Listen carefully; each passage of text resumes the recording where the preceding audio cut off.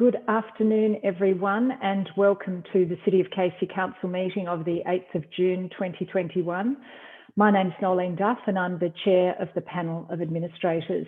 We are conducting this meeting this afternoon virtually in line with the Victorian Government's restrictions with respect to public gatherings due to COVID-19, and we welcome those of you that are watching this meeting today. I'd like to commence with introduction of the panel members, and firstly I'd like to welcome Mr. Miguel Belmar. Good afternoon, Chair. And Mr. Cameron Boardman. Thank you very much, Chair. Good afternoon. And I also extend welcome to our Chief Executive Officer, Mr. Glenn Patterson.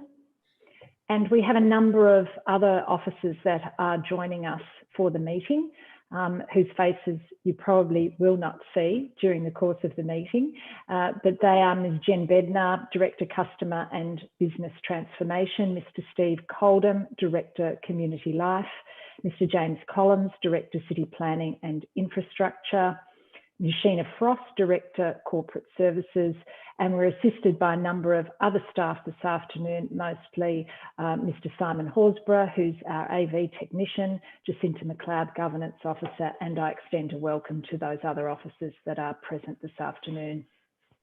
I'd like to start with the statement of acknowledgement.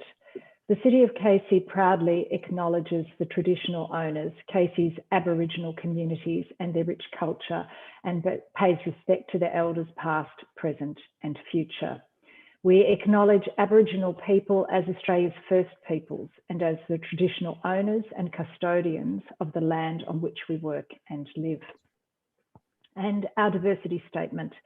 The City of Casey is home to remarkable diversity of many cultures, languages, faiths, communities of worships, ages, LGBTIQ+ communities and landscapes, together forming our rich and dynamic community story. From our first Australians to our most recent arrivals and every wave between, the City of Casey welcomes and represents all community members and their respective ambitions to live healthy, rewarding and happy lives. We recognise this diversity as our strengths and we aim to share, nurture and celebrate it. I move to item 2 on the agenda. That's a declaration of interests.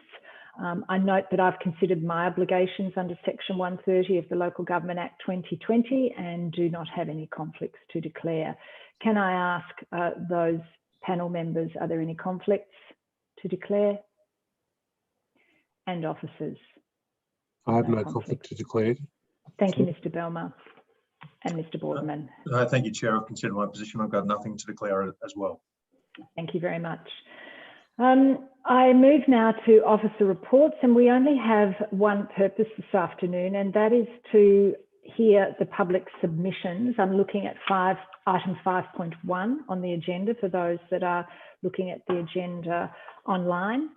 And these are public submissions in relation to a range of City of Casey corporate planning documents for the coming year.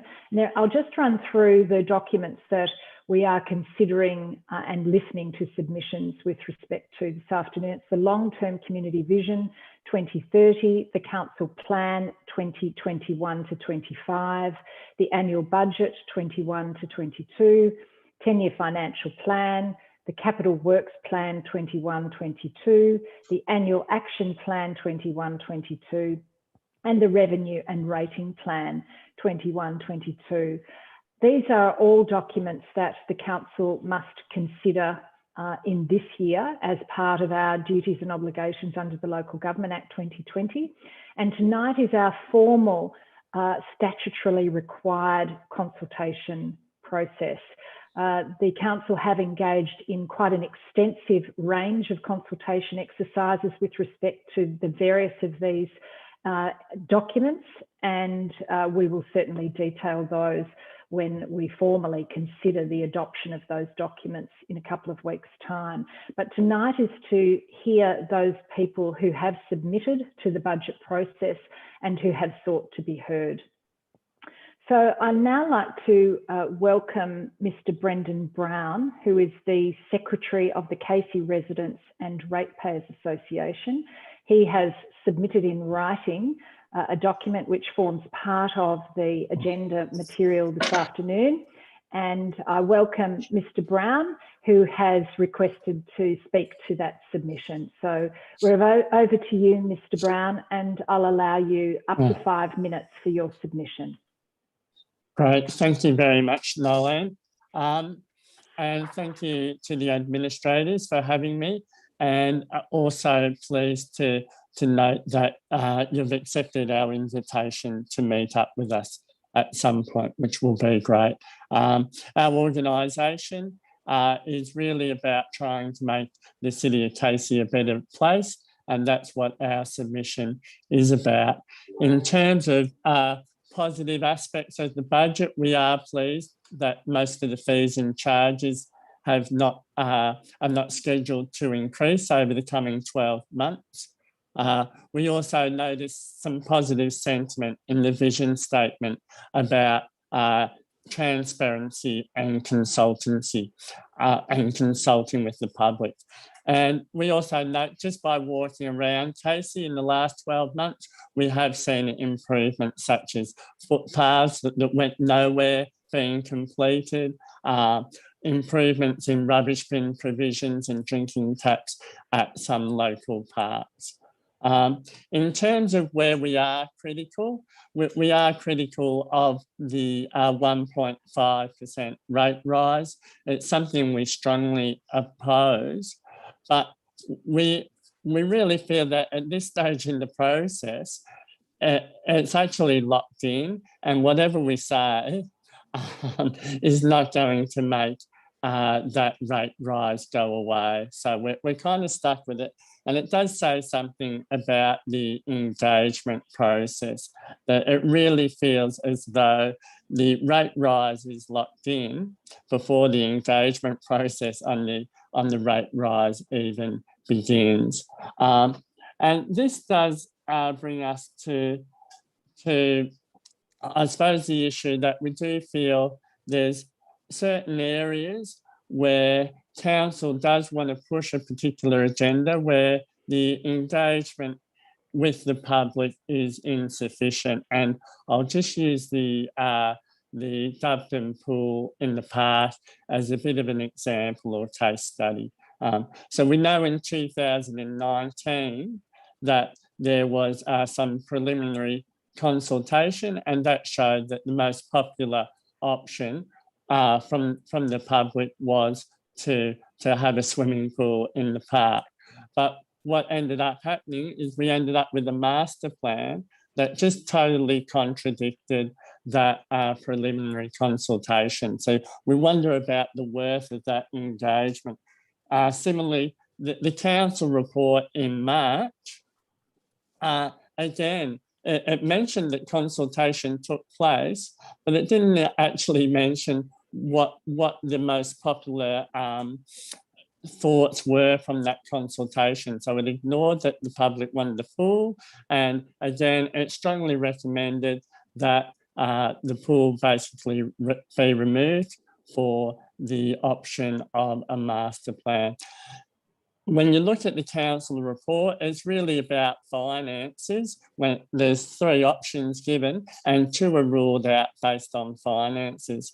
But again, there's really, there's such little detail on the finances, and it seems to be presented in a way that would kind of push the particular agenda of the City of Casey. So, for example, it mentions that keeping the pool would involve the cost of repairing the roof. Well, the roof obviously is for the heritage building, which would stay under the master plan anyway. So that aspect of the cost is irrelevant. The other aspect is, from our experience in public question time, when we do ask for more financial details, in the past we've been referred to, put in a Freedom of Information request. We've been referred to the annual report, which is great, except the information we wanted wasn't there. And the fact that we only have council meetings once a month also makes it very hard to get organised, ask your questions. The April meeting, I did have 2 questions. I don't know why they weren't received by council. Perhaps it was something to do with my Wi-Fi, but it does say something about the problem that we faced. The survey that was done on the pool, the online survey, was particularly disappointing. It seems to be written in a strategic way so that the end results won't point to the public wanting a pool. So when it says, why would you like to visit, what would make you want to visit the park, there's kind of vague answers like, to exercise or to cool down.